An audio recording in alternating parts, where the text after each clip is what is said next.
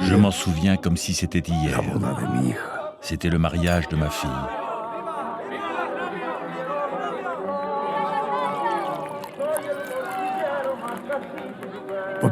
Pour la première fois depuis des années, il y avait du monde à la maison.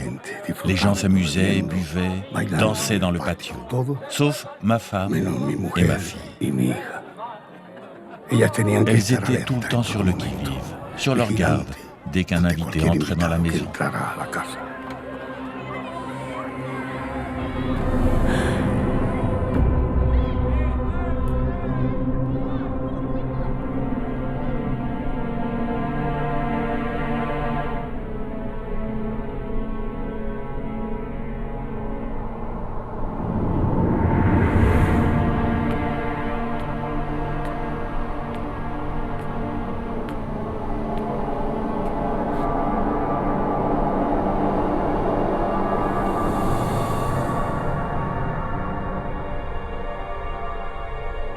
No entres ahí.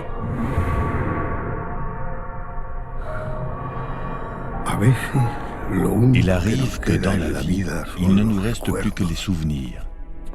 Dans notre cas, ce ne sont rien d'autre que des cauchemars. À la fin de la guerre civile espagnole, nous étions nombreux à nous être cachés chez nous pour sauver notre peau.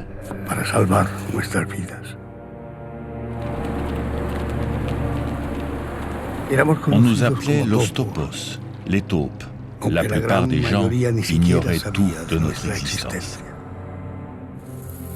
Je m'appelle Manuel Cortés Quero. Je suis l'un de ceux qui ont vécu toute une vie dans l'ombre.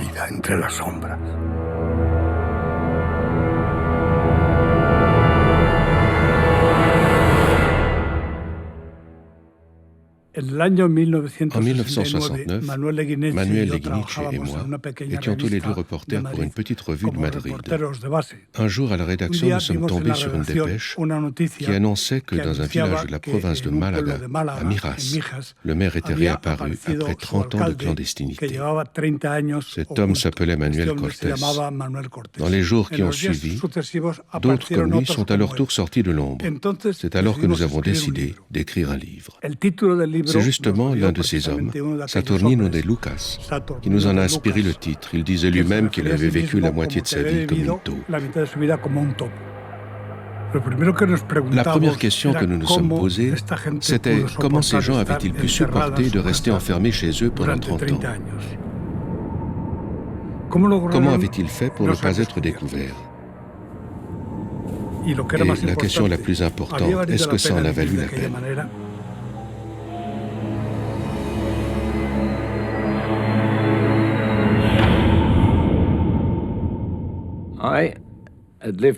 J'ai vécu dans ce village autrefois et j'ai entendu raconter des histoires à propos d'un homme, l'ancien maire, qui avait disparu. La plupart des gens croyaient qu'il se cachait à Malaga ou dans la Sierra, parmi les bandits. Ils étaient loin d'imaginer qu'en réalité, il vivait chez lui, en plein milieu du village.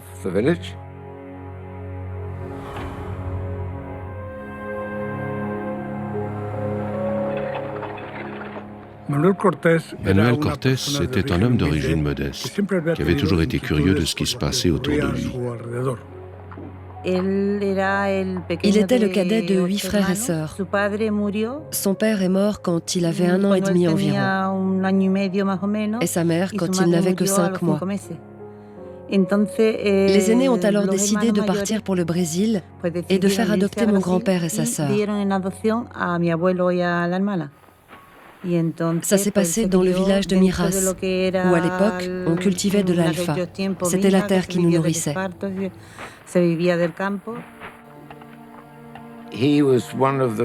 C'était l'une des rares personnes de sa génération qui savait lire et écrire, ce qui était très important.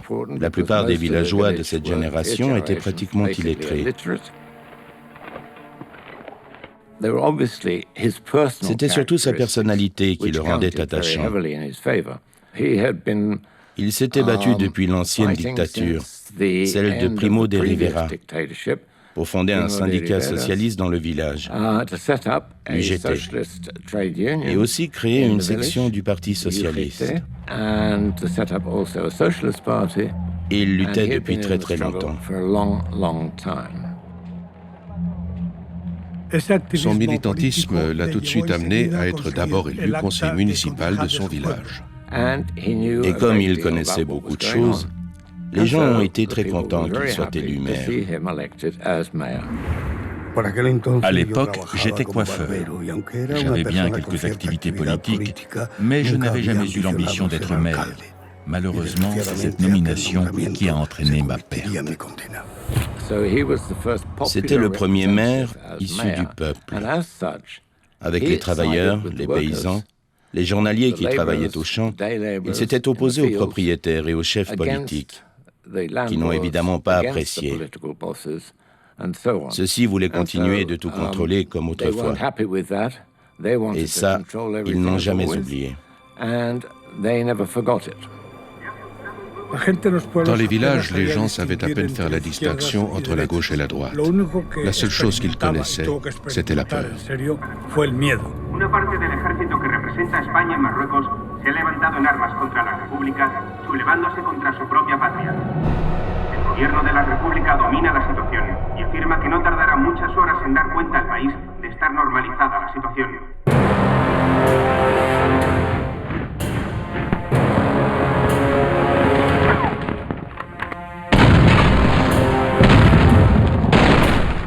Au début de la guerre, des centaines d'hommes mouraient quotidiennement sur les champs de bataille et beaucoup d'autres se sont fait fusiller à travers tout le pays.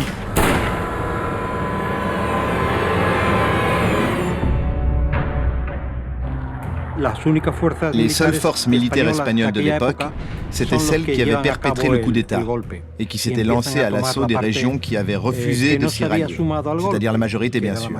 C'était les grandes villes, Madrid, Barcelone, Valence.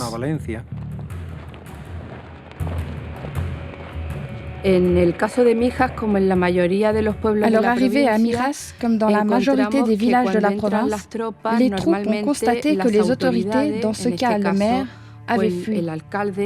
C'est ce qu'a fait Manuel Cortés. Il a suivi le chemin emprunté par la plupart des habitants qui avaient fui à Malaga et qui, de là, avaient pris la route pour Almería. À leur arrivée, les soldats ont donc trouvé des bâtiments officiels pratiquement vides.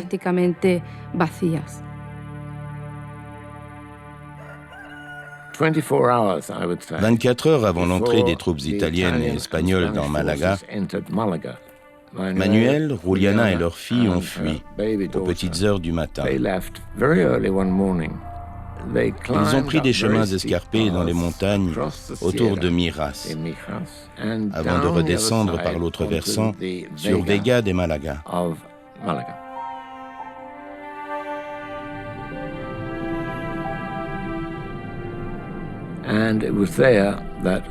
C'est là qu'ils ont décidé que Manuel devait continuer seul.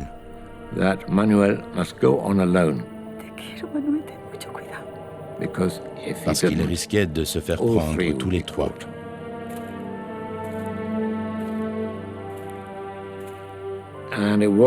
C'était très sage de sa part. Sa femme et sa fille n'étaient pas impliquées dans la politique. Il ne peut rien vous arriver. Vous pouvez rentrer en toute sécurité. Mais moi, je dois continuer. Parce que s'ils m'attrapent maintenant, c'est la prison. Ou alors ils me tueront.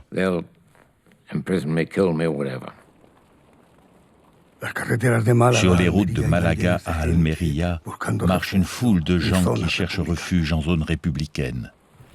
La nuit, on ne ressent que la peur, la fatigue et la faim. Surtout la peur.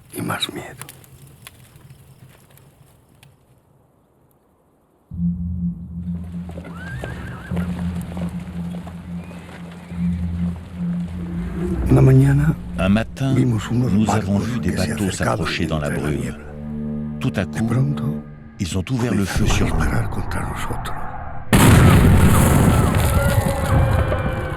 C'était terrible.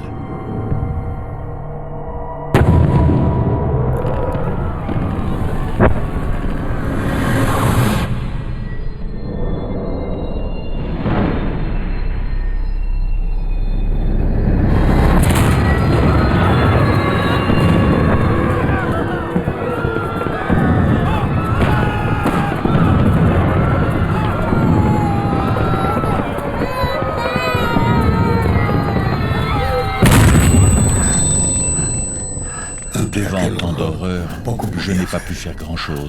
Désespéré, j'ai cherché un endroit où me réfugier.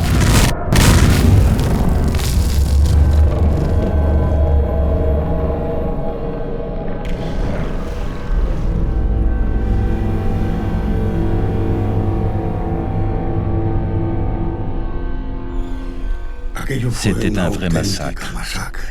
Il y avait des dizaines de corps partout, des femmes et des enfants pour la plupart, qui n'avaient pas réussi à se sauver.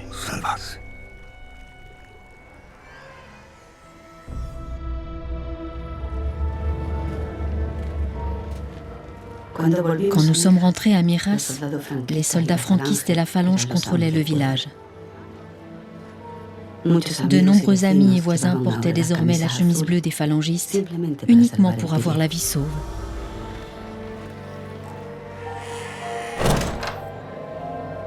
J'étais morte de peur. Je me disais qu'à tout moment, je pouvais me faire arrêter parce que j'étais la femme du maire.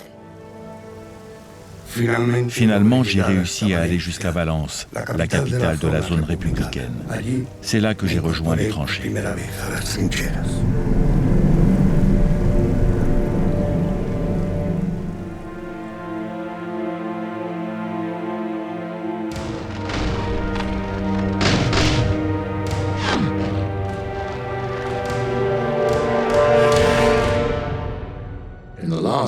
Il a passé les derniers mois de la guerre à l'hôpital.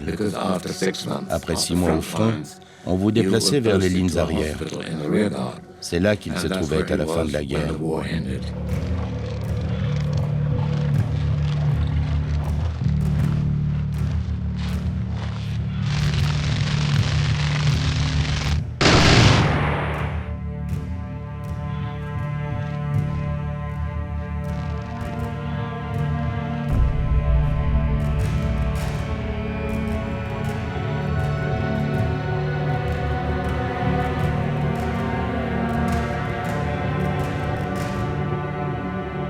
En el día de hoy, cautivo y desarmado el Ejército Rojo, han alcanzado las tropas nacionales sus últimos objetivos militares. La guerra ha terminado. Burgos, 1 de abril de 1939. Año de la victoria. El generalísimo Franco. La guerre était finie. Il était temps de rentrer à la maison. Les autorités nous ont donné l'ordre de nous présenter dans les arènes de Valence pour qu'on prenne nos identités et qu'on nous renvoie à la maison.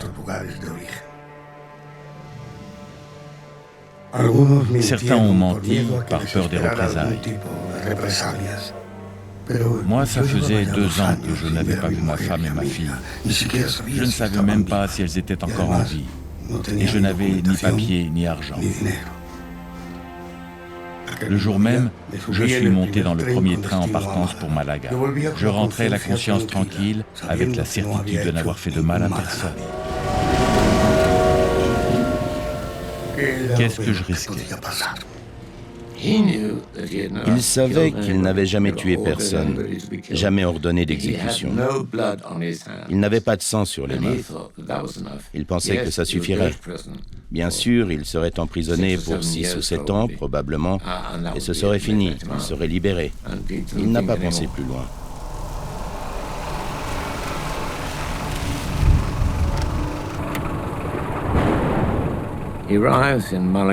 Il est arrivé à Malaga un soir de pluie et a décidé de rentrer directement à Miras, mais en prenant beaucoup de précautions. Bien avant d'arriver au village, il a arrêté et payé le taxi. Le taxi est reparti. Ensuite, Manuel a contourné le village en évitant le chemin principal. Il a sauté par-dessus le mur de la maison de son père, qui lui a ouvert la porte, et médusé, en voyant Manuel, il lui a dit « Je vais chercher ta femme ». Manuel.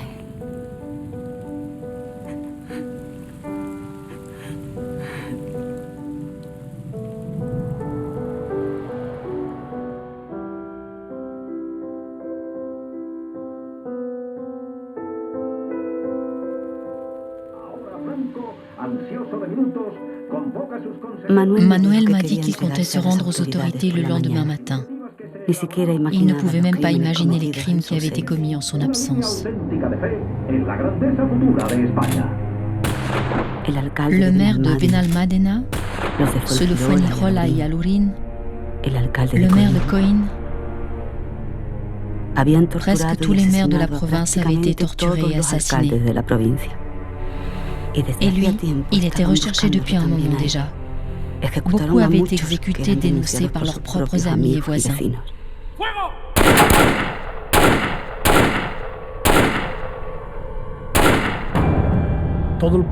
Le pays s'est alors divisé en deux clans, les vainqueurs et les vaincus. Les vaincus avaient honte pour deux bonnes raisons. Ils avaient perdu la guerre, ils étaient rouges. 100 000 personnes au moins ont été tuées par les franquistes pendant et après la guerre civile. Il s'en est suivi un sentiment de peur généralisé. Je savais que les notables voulaient ma peau, mais je n'aurais jamais pensé que mes voisins au village, dont certains que je considérais comme des amis, seraient capables de me dénoncer.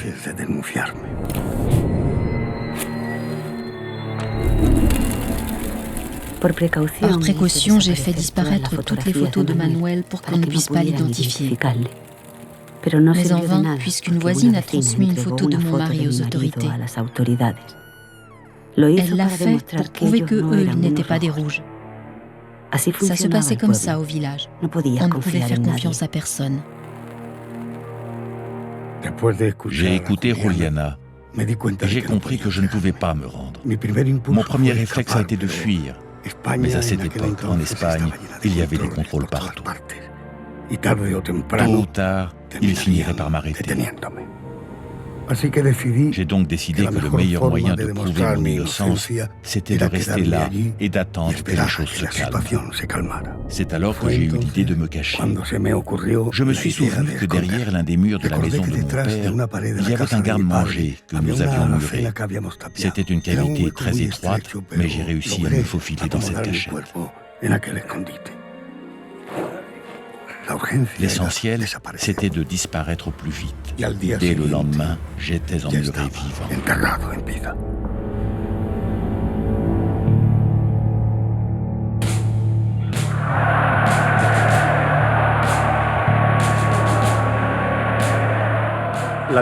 La paix n'a pas succédé à la victoire. Le régime a continué de tuer.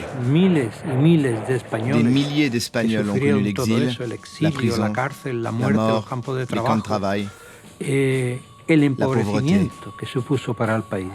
L'Espagne était revenue au Moyen-Âge.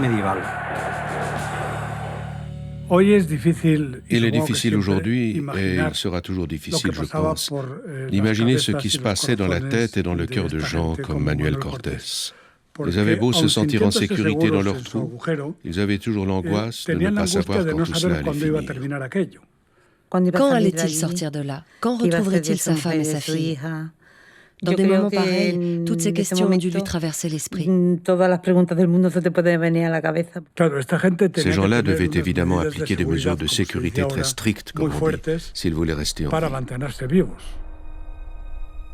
La première mesure de sécurité, c'était de faire vœu de silence. Moins il y aurait de gens au courant de mon retour, plus je serais en sécurité. Je me suis caché même de ma propre fille. Juliana et elle continueraient à vivre chez nous, et moi je resterais caché chez mon père pour ne pas éveiller les soupçons.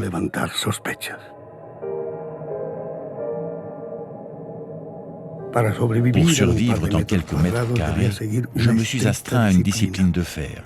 C'était le seul moyen de ne pas être découvert. J'ai dû apprendre à ne pas faire de bruit. Je ne pouvais ni tousser, ni bouger, surtout quand il y avait des invités. Impossible de tomber malade parce que je ne pouvais pas aller chez le médecin. C'est dans ce trou que j'allais devoir passer le plus clair de mon temps si je voulais rester en vie.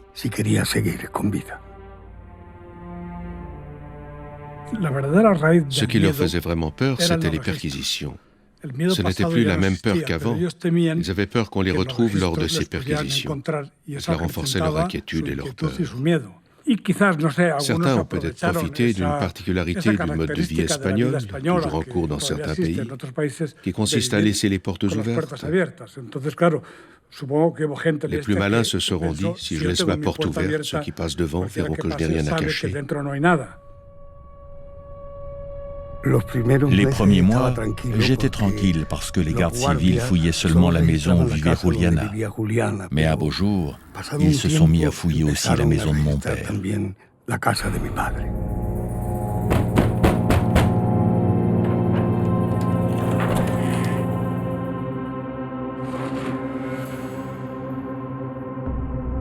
J'étais terrorisé. Je me suis efforcé de ne pas faire le moindre bruit. Dinos dónde está tu hijo. No sé nada de mi hijo, Manuel. ¡Dinos la verdad! ¡Habla! No sé nada de mi hijo desde que se fue a la guerra. ¡No me engañes!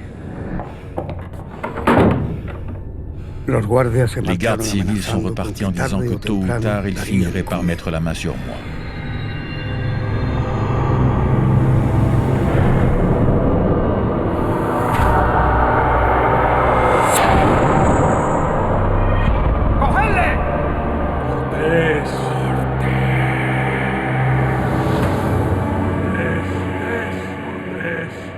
Pendant des années, j'ai fait le même cauchemar, encore et encore. Tantôt je me faisais prendre, tantôt je m'échappais. Mais je finissais toujours par me réveiller. Et aujourd'hui encore, c'est la peur qui me réveille, la même peur. C'était la famille qui souffrait le plus des arrestations ou de la décision de se cacher. Dans ces années-là, la plupart des femmes s'étaient mises à travailler. N'importe quel travail, pour s'en sortir. C'est pourquoi personne ne s'étonnait qu'une femme seule subvienne aux besoins de ses enfants sans son mari.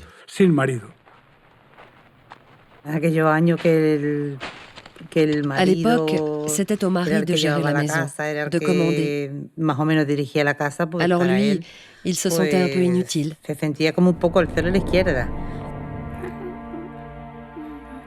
Le jour où je me suis enfermé, je pensais que c'était pour quelques semaines.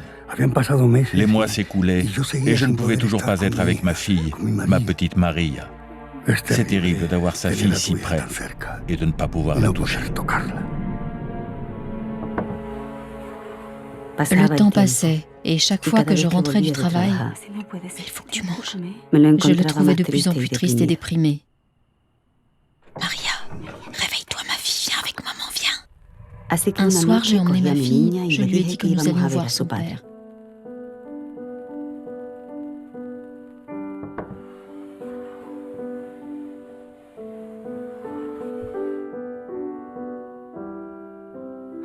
Pour Manuel, ça a été un grand soulagement. Après presque un an d'enfermement, il cessait enfin de se cacher de notre fille. Maria, elle, a eu très peur. J'ai été obligée de lui dire que si elle racontait notre secret à qui que ce soit, on nous jetterait en prison et on tuerait son père. Ça lui a valu beaucoup de problèmes. Ma grand-mère ne voulait pas qu'elle aille à l'école. La caserne de la garde civile était juste à côté de l'école. Et ça, pour la gamine, tous les jours, elle allait chercher le lait, le peu qu'il y avait. Elle passait devant la caserne et elle vomissait. Un jour, quelqu'un a dit que Manuel Cortés était vivant. Il n'était pas mort au front et qu'il errait dans la montagne en attendant le moment de rentrer à la maison. Un matin, Juliana était partie chercher des œufs dans les fermes aux alentours. À son retour, un jeune homme l'a accosté. « J'ai vu ton mari dans la montagne.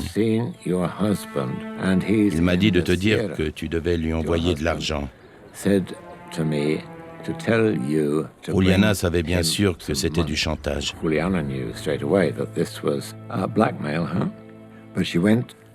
Elle est allée trouver Manuel dans sa cachette. Il lui a dit, et c'était très malin de sa part, « Va immédiatement à la Guardia Civile et dénonce cet homme. Ce soir, quand cet homme reviendra te demander de l'argent, il faut qu'un garde civil soit là, avec lui dans la maison, Tu peux être sûr que personne ne pensera que je peux me cacher là. Nous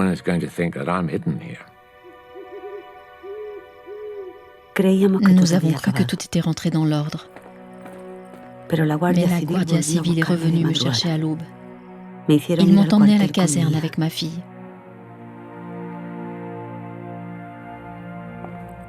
L'homme qui avait essayé de m'escroquer avait accusé des paysans d'avoir vu mon mari.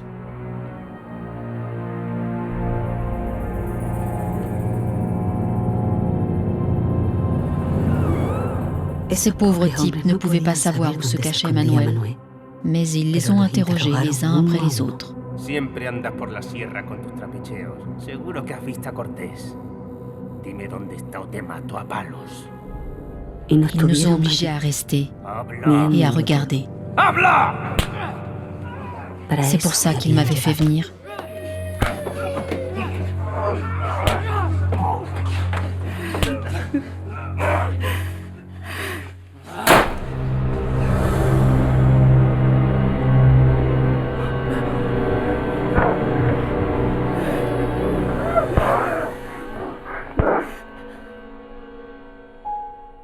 Quand nous sommes sortis, un garde qui était un ami d'enfance est venu vers moi et il m'a dit qu'il valait mieux que mon mari ne revienne jamais, que c'était trop dangereux.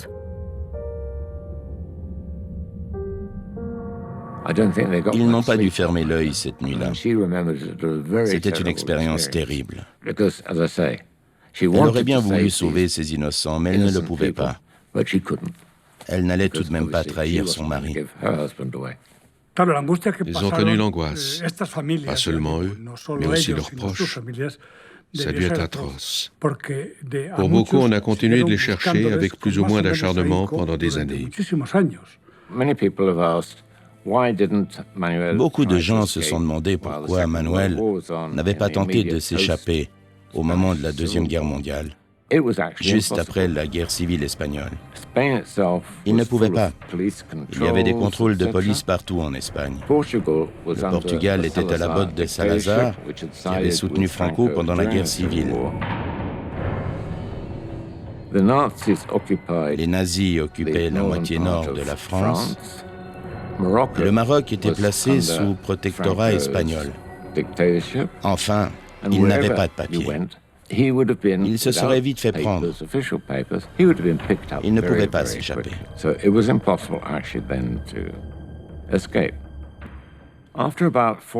Au bout de 4 ou 5 ans de clandestinité dans la maison de son père, Manuel s'est rendu compte qu'il ne pouvait pas continuer à se cacher là. C'était invivable. Au départ, il pensait y passer 4 ou 5 mois seulement. C'est alors qu'ils ont décidé que la meilleure chose à faire pour qu'il soit dans un lieu plus sûr et plus confortable, c'était de déménager. Puisqu'il devait rester enfermé, au moins que ce soit dans de meilleures conditions. Manuel ne pouvait pas rester plus longtemps dans ce trou. Grâce à l'argent que j'avais pu mettre de côté avec la culture clandestine de l'Alpha, je me suis mise en quête d'une nouvelle maison. Une voisine m'en a montré une qui se trouvait à quelques mètres de celle où se cachait mon mari. J'ai cherché dans tous les recoins de la maison pour trouver une cachette possible. La question cruciale restait de savoir comment transférer Manuel dans cette maison. Elle se trouvait dans la même rue, à 250 mètres à peine de la maison de son père. La meilleure solution, c'était de déménager de nuit, mais en prenant le risque qu'un voisin nous voie. Il fallait trouver une solution. Elle a trouvé. Tu vas t'habiller en vieille femme.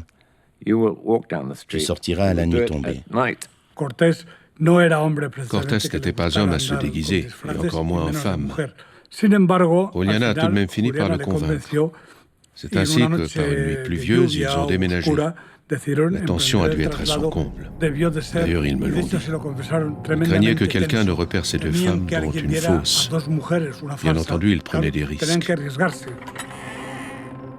C'était la première fois que je mettais les pieds dehors depuis des années. J'étais dehors, mais c'était une sensation très étrange. C'était comme si je n'étais pas à ma place. J'étais si nerveuse que je ne savais pas si j'allais y arriver. Et tout à coup, comme un cadeau du ciel, il a commencé à pleuvoir. Sous la pluie, il était plus difficile de nous reconnaître, mais j'ai tout de même continué de marcher comme une petite vieille. J'avançais à petits pas en veillant à ne pas trébucher dans mes jupes. Mon père et ma fille nous attendaient dans la nouvelle maison qui se trouvait à quelques mètres.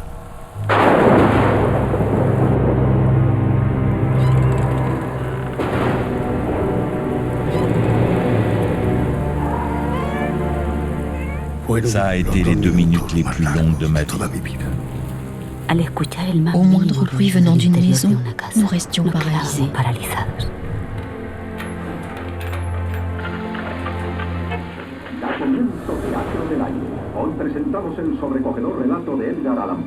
J'étais si angoissé que je ne savais plus si les bruits étaient réels ou dans ma tête. Je ne pouvais pas m'empêcher de penser qu'un voisin pouvait surgir à tout moment et nous serions découverts. Je n'ai pas hésité, je me suis redressé et je me suis mis à courir en direction de la maison.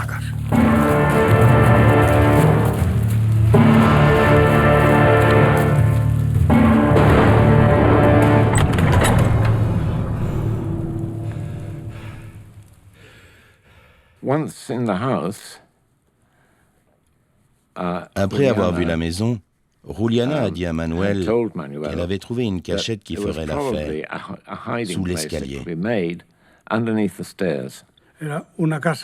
C'était une maison de 2 étages, reliée par un énorme escalier, sous lequel on pouvait construire une pièce discrète, et même y mettre un matelas ou une chaise, quelques meubles. Ils ont attendu les fêtes de Pâques pour profiter du passage des processions devant la maison, pour monter rapidement un mur du sol jusqu'au sommet de l'escalier.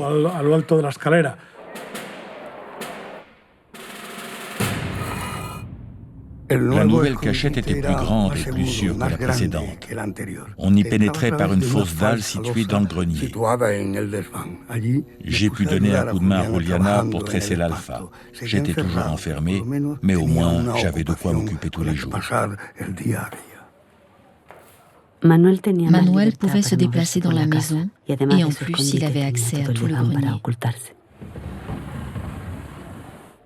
Mais le meilleur, c'est qu'après tant d'années, nous avons enfin pu dormir ensemble.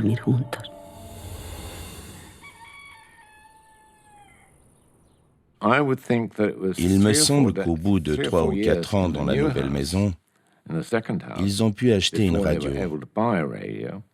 Et dès ce moment, la radio a été le lien de Manuel avec le monde extérieur. J'espérais qu'une fois la Seconde Guerre mondiale terminée, les Alliés, après avoir vaincu les nazis, viendraient aussi en Espagne pour renverser le régime de Franco. Las fuerzas armadas alemanas han sucumbido finalmente ante una aplastante superioridad.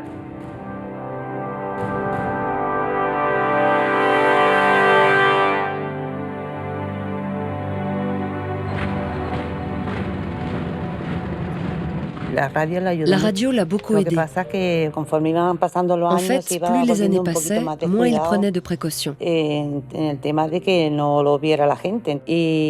grand-mère en faisait peut-être trop pour que personne ne le voie.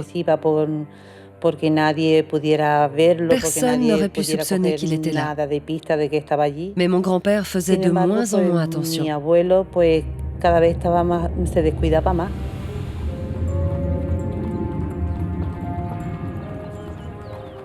Regarder par la fenêtre, c'était plus ou moins ma seule distraction. Et puis j'aimais bien épier les gens qui venaient chez nous. Ma femme me houspillait toujours. Elle me disait que tôt ou tard, quelqu'un finirait par me voir. Il continuait à observer sans prendre aucune précaution. J'ai donc dû installer un rideau pour qu'il puisse voir sans être vu. Un de ces jours, quelqu'un va te voir. Malgré ça, nous nous disputions souvent à propos de ses imprudences. Manuel croyait maîtriser la situation. Mais ce n'était pas le cas.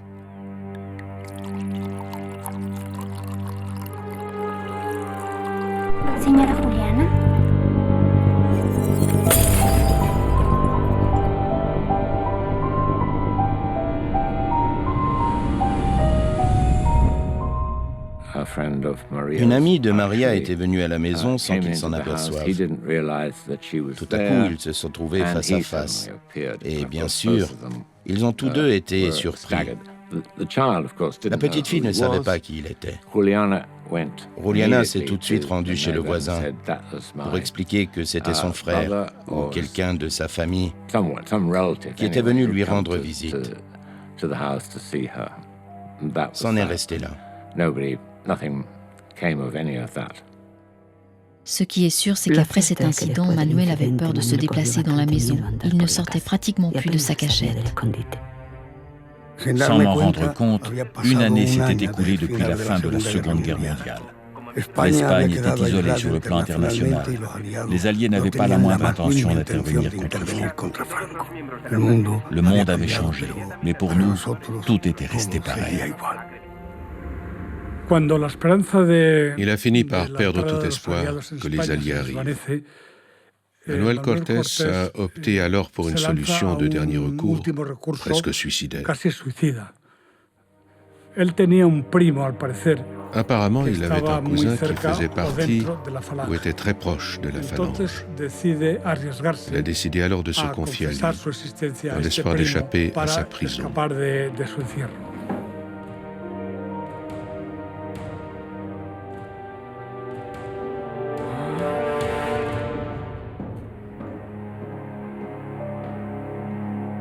Je lui ai raconté mon histoire.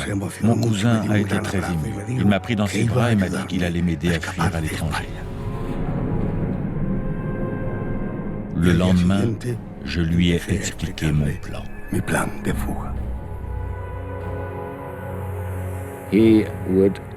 Il partirait de Malaga, quitterait l'Espagne pour le sud de la France. Ils avaient assez d'argent pour se payer le billet jusqu'en Argentine.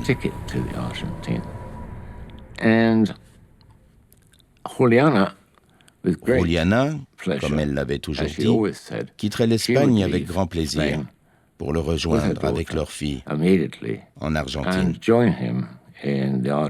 Le cousin lui a dit « Je connais un docker. C'est un de mes bons amis. » Bien sûr, il lui a dit qu'il fallait attendre le moment propice, compte tenu de la situation politique, et surtout le moment qui lui convienne, à lui et aux autres personnes impliquées.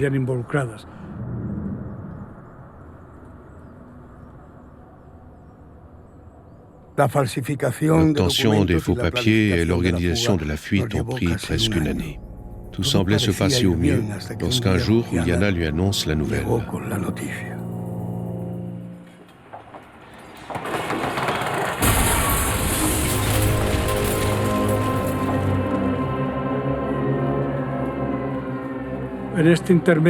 Un malheur était arrivé. L'homme a eu un accident. Une grue lui est tombée dessus. Il est mort. Tout le projet était définitivement enterré. C'était son dernier espoir. Le projet de fuite avait échoué et tous nos espoirs s'étaient envolés. Personne ne saurait que Manuel avait survécu. Personne ne saurait qu'il était innocent, ni à quel point il avait été puni. Au fil du temps, j'ai commencé à accepter l'idée de rester enfermé jusqu'à la fin de mes jours. Chaque jour était le même jour. Chaque nuit était la même nuit. Chaque année était la même année. À la mort de mon père, j'étais caché. Caché encore au mariage de ma fille. Caché même pour l'enterrement de ma première petite fille. Caché. Toujours caché.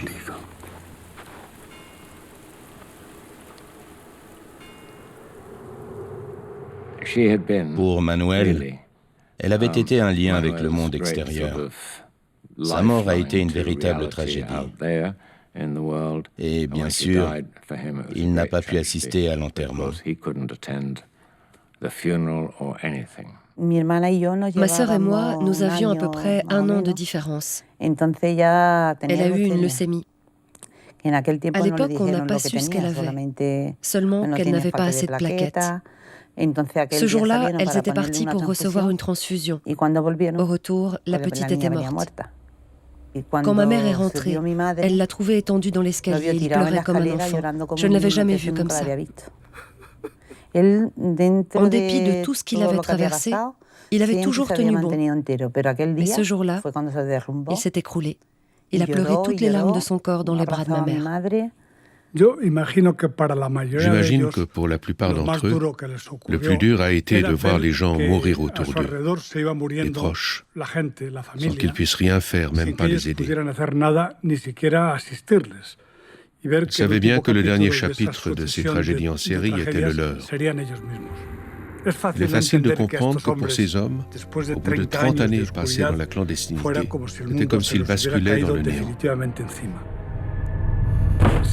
Je suis persuadé qu'ils étaient nombreux à ne pas avoir pu supporter l'enfermement et à s'être suicidés. Physiquement, Manuel Cortés était bien vivant, mais moralement, il était déjà mort.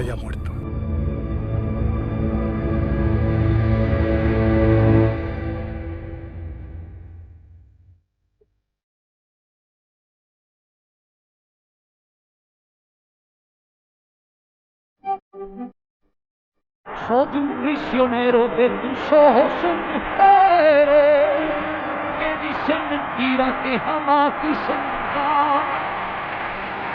No te da pena de que sufras con él. Soy que no pueda escapar, o dame la libertad.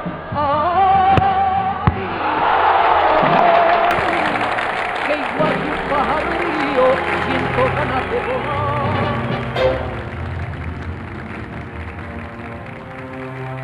Au début des années 60, grâce à un dur labeur, nous avons pu monter notre propre affaire de vannerie et un service de taxi.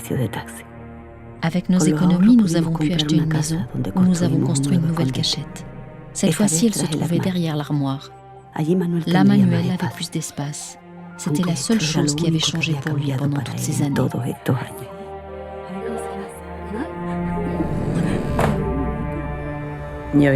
J'ai vécu la même chose que ma mère. Quand j'allais à l'école, elle me disait « Fais attention à ceci, fais attention à ça, s'ils attrapent ton grand-père. » Ils ont dû se cacher de leurs voisins, voire de leur famille, de leurs enfants et de leurs petits-enfants même. C'est comme s'ils n'existaient plus. Il ne restait plus qu'à mourir dans leur prison.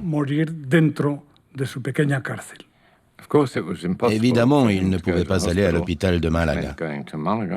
Et d'ailleurs, comment aurait-il pu s'y rendre? Et puis si un médecin venait à la maison, que se passerait-il? Il n'était personne. Il n'existait pas.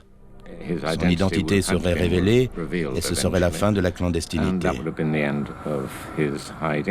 Il a eu beaucoup de chance. Il n'est tombé gravement malade qu'une seule fois. Manuel avait très mal. Il était tout pâle. On aurait dit qu'il était à moitié mort. Comme nous ne pouvions pas aller chez le médecin, ma fille Maria a dû faire semblant d'être malade et imiter les douleurs de son père pour qu'on nous donne une ordonnance pour les médicaments.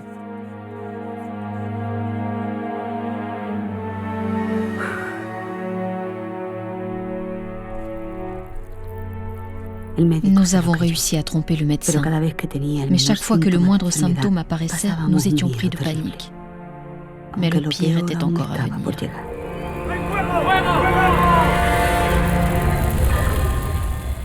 Un après-midi, Maria cuisinait dans le patio lorsque la poêle s'est embrasée. Le feu s'est propagé à la maison. Il était évidemment hors de question que Manuel sorte.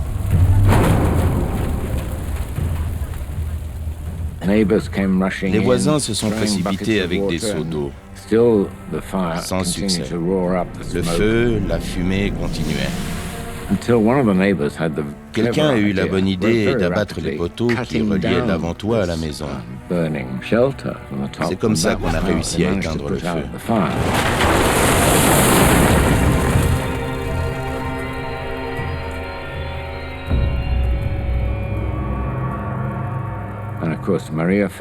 Bien entendu, Maria s'est sentie coupable d'avoir failli tuer son père.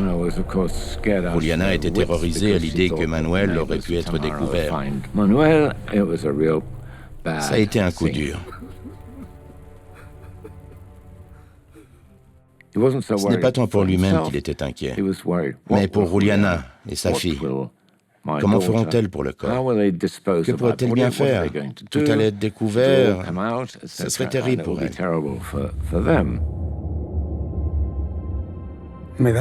J'étais paniqué à l'idée qu'après être resté terré toute ma vie, ma femme et ma fille aient à souffrir de représailles.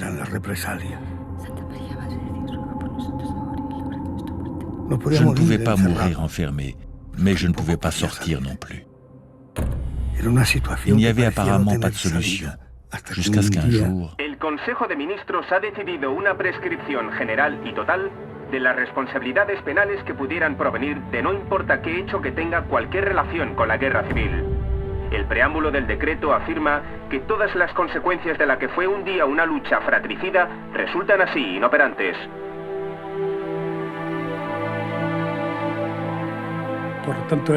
C'était l'amnistie définitive. Dans son annonce à tout le pays, le ministre de l'Information, Fraga Iribarne, a dit qu'elle marquait la véritable fin de la guerre civile. En somme, pour Manuel, la guerre civile n'a pas duré 3 ans, mais bien 30 ans. Tous ne sont pas sortis pour autant. Mais ceux qui sont sortis l'ont fait avec une certaine méfiance. Cela a dû provoquer des conflits familiaux, surtout lorsque la femme disait « ne sors pas encore ». À mon avis, le problème a dû se poser aussi entre Juliana et Manuel. Elle n'était pas convaincue que toute cette histoire était vraiment finie.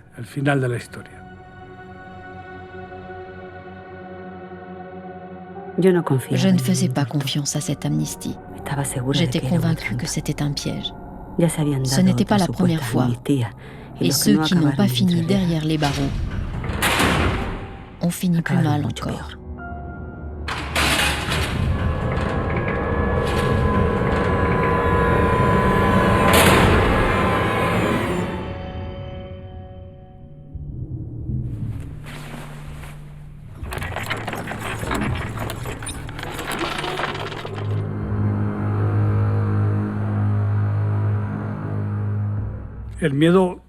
La peur était profondément ancrée dans leur esprit. Rien ne pouvait changer cela, en particulier pour les épouses. Je crois que Juliana a demandé à son mari de faire preuve d'encore un peu de prudence avant de sortir. Elle n'était pas convaincue que c'était vrai. Le régime de Franco n'était pas très enthousiaste à l'idée de voir d'anciens socialistes sortir de l'ombre. Il préférait ignorer le passé, ou alors, s'il en parlait, c'était pour stigmatiser les mauvaises actions perpétrées par les républicains, les églises incendiées, etc. Il y a bien eu quelques journalistes et écrivains proches du régime pour les traiter d'idiots, les trouver ridicules, etc. Jamais ils n'ont reconnu que leur peur était justifiée. La presse internationale a largement couvert l'événement. Et en tant que journaliste, j'aurais fait pareil. C'était une vraie bonne histoire. En dépit de tout ce tapage autour de la mémoire historique, personne ne s'est souvenu des taupes qui étaient les véritables victimes de ce gâchis. Tous ceux que nous ne connaissons pas ont été attrapés et se sont fait tuer au fond de leur cachette. Car ça aussi, ça s'est passé. C'est la peur qui les a empêchés d'accéder au rang de héros, c'est vrai. Ça ne veut pas dire qu'ils n'étaient pas des victimes, au même titre que les autres. En tenant le coup, ils pouvaient gagner. Mais encore fallait-il être capable de supporter l'enfer pour s'en sortir.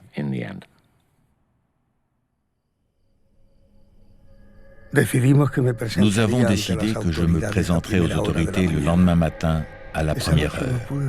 Cette nuit-là, je n'ai pas fermé l'œil en pensant à ces 30 années passées terrées dans l'ombre, mais surtout en pensant à ce qui allait se passer quand je sortirais libre. Nous étions tellement convaincus qu'il ne sortirait jamais, qu'il n'avait rien à se mettre. Il n'avait que de vieux vêtements d'avant la guerre. Il était toujours en sandales pour ne pas faire de bruit. Alors il ne supportait pas les chaussures.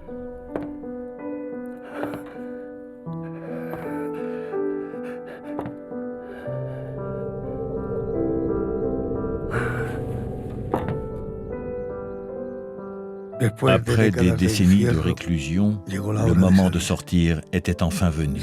Je savais que ce n'était pas une véritable amnistie qui m'attendait. C'est juste que 30 ans s'étaient écoulés depuis la fin de la guerre. C'était aussi simple que ça.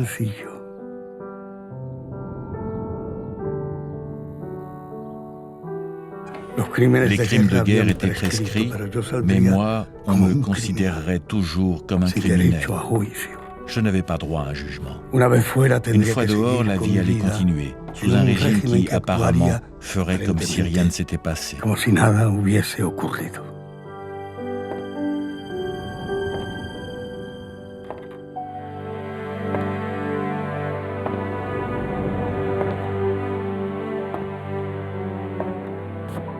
Jusqu'à la dernière minute, Juliana a essayé de me convaincre de ne pas y aller. Elle était morte de peur. Moi aussi. Mais la peur nous avait déjà volé 30 années. 30 años.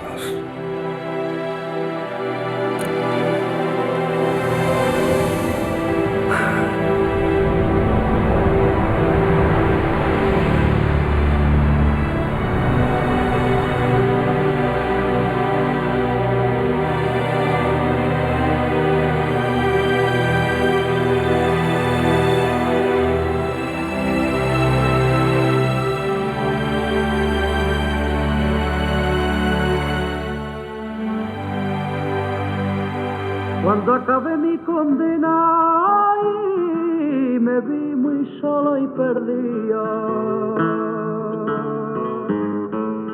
ella se murió de pena y dio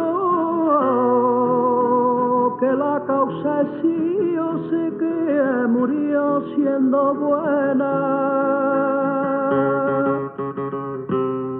Ella se murió de pena y dio que la causa es sí, yo sé que murió siendo buena.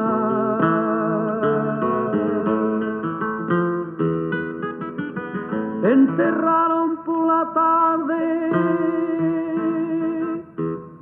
a la hija de Juan Simón y era Simón en el pueblo el único enterrado.